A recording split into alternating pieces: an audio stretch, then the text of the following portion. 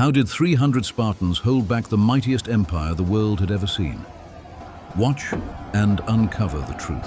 It began 25 centuries ago, at a narrow gate between the mountains and the sea, where a handful of men chose to stand against an invasion that had swallowed nations whole. 300 Spartans, against an army so vast its campfires filled the plain to the horizon. They could not win, and they held the line anyway. This is the story of the 300 and the last stand at the hot gates of Thermopylae. In the east ruled Persia, the mightiest empire on earth, stretching from the Nile to the mountains of India. Its king was Xerxes, the king of kings. A decade earlier, the Greeks had humbled his father's army at Marathon. Now Xerxes would bring all Asia to crush them. He bridged the sea itself, lashing hundreds of ships across the Hellespont, and for 7 days and nights his army crossed from Asia into Europe. No one had ever seen an army like it. Peoples from 40 nations marched under his banners, foot, horse and archers beyond counting. Down from the north they came, into the heart of Greece, the army by land and a great fleet shadowing it along the coast. For an army as vast as his, there was only one good road south into the heart of Greece. It ran through a pass so narrow it was called the Hot Gates, Thermopylae. Whoever held it held the door to Greece. Before the moon is old, all of Greece will kneel, or all of Greece will burn. Greece was no empire. It was a scatter of proud, quarreling city-states, and to most of them Xerxes sent heralds demanding earth and water, the tokens of surrender. But a handful of cities refused. At Corinth they swore an alliance, and to 2 of them, Athens and Sparta, fell the burden of the defense. Sparta was the finest fighting state in Greece, but a sacred festival forbade her to march to war. And the oracle at Delphi had given a terrible prophecy that Sparta must lose a king or lose the city itself. I will take 300, and only men who have sons. If we do not come home, let no house in Sparta end with us. What made these 300 so dangerous was not their number. It was Sparta itself. Alone in all Greece, the Spartans were full-time soldiers, taken from their mothers as boys, hardened in the brutal schooling of the agoge, and trained from childhood for one thing only: war. To a Spartan, retreat and surrender were reckoned worse than death, and Leonidas was not alone. The famous 300 were only the Spartan core of a far larger Greek army. On the road north, thousands fell in beside them: Thespians and Thebans, Arcadians and Mantineans, Corinthians, Phocians, Locrians, and more. Some 7,000 Greeks in all, marching to hold the gate together. It was a tiny force to set against an empire, but it did not need to beat Xerxes. It only needed to stop him at a place where numbers would not count. And there it was, the Hot Gates. A sliver of road pinned between towering cliffs and the sea, no wider in places than a single wagon. Here the numbers of Persia would mean nothing. Here the mountain guards our left, the sea our right. Only a handful can reach us. At the narrowest point stood an old ruined wall. The Greeks rebuilt it with their own hands and made their camp behind it. This would be their anchor. 6,000 held the narrow gate, while 1,000 guard the mountain track above. The strategy: pack the gate with bronze, let the cliffs and the sea do the rest. Then Persia came. Day after day the host poured onto the plain below the pass until the earth itself seemed to be moving. More men than the Greeks had ever imagined. There are more of them than we can count, but we will meet them here. Hold your place, hold your nerve. For Sparta.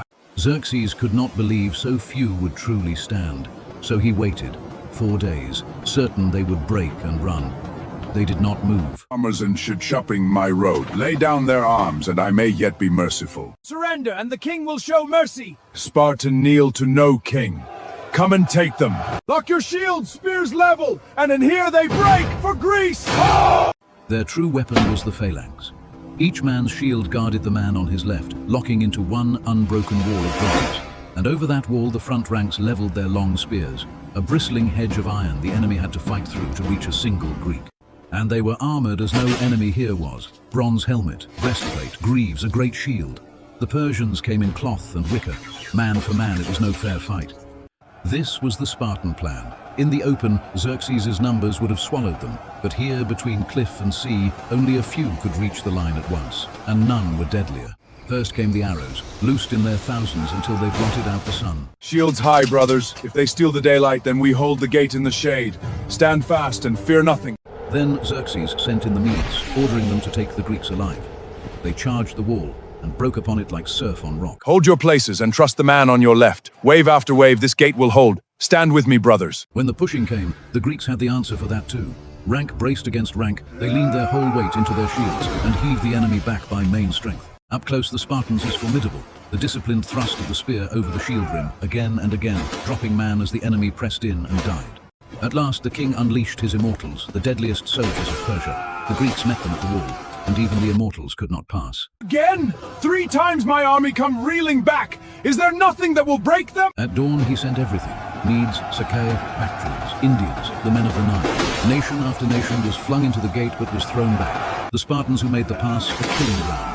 Fighting in relays, fresh men always rotate to the front. They cut the king's army down. It was the same remorseless machine, shields locked, spears rising and falling as one, the wounded swapped out of the front before they could fall. By dusk, the pass was a slope of death, and the Persia army could not break. The hot gates had held for 2 days. Then, as darkness fell, a ragged figure slipped toward the king's tent, and everything changed. A local Greek named Ephialtes offered the king the one thing that could win the battle, a secret path over the mountains, around the Greeks. There was one flaw in the Greek position, a mountain track, the Thermopylae, that led right around the hot gates.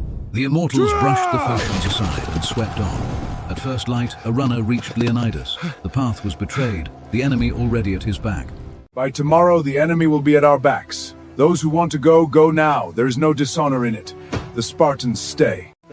Eat well, brothers. Tonight we dine in the hall of Hades, and tomorrow we will be heroes. Next day, they did not wait behind the wall. Leonidas led them out into the open to sell their lives dearly and take as many of the enemy as they could. Their spears shattered. They drew their short swords and fought on. And there, in the heart of the fighting, Leonidas fell, a king dead among his men.